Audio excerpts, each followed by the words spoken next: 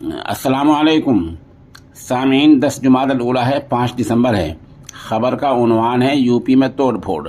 दरअसल उत्तर प्रदेश की 2-3 सीटों पर ज़िमनी चुनाव चल रहे हैं। उनमें से एक रामपुर सीट है। इल्ज़ाम ये लगा है कि बीजेपी के लोगों ने तोड़फोड़ की है, ये लोग गुंडागर्दी कर रहे हैं। उधर बीजेपी के लोगों ने इल्ज़ाम लगा है कि समाजवादी के लोग ही तोड़फोड़ कर रहे हैं और ये चुनाव में खलल गड़बड़ पैदा कर रहे हैं।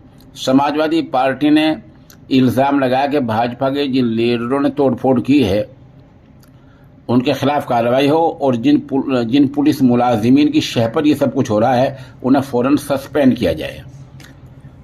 उधर समाजवादी पार्टी का ये भी इल्ज़ाम है कि मैनपुरी सदर असम्बली के बूथ नंबर 62 अंजनी पर विछवा सीओ और एसओ और एसओ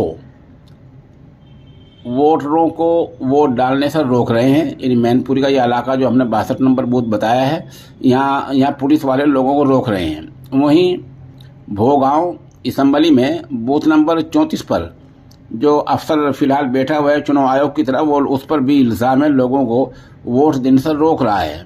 बहरहाल ये इल्ज़ाम है। समाजवादी पार्टी ने इलेक्शन कमीशन से मुलाकात करके इस मामले में कार्रवाई की गुजारिश